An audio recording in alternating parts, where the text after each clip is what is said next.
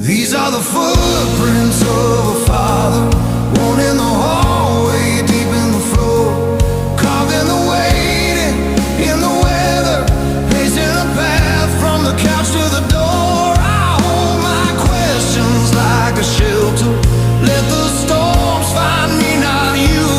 And every mile that you walk farther, I'm walking quietly beside you.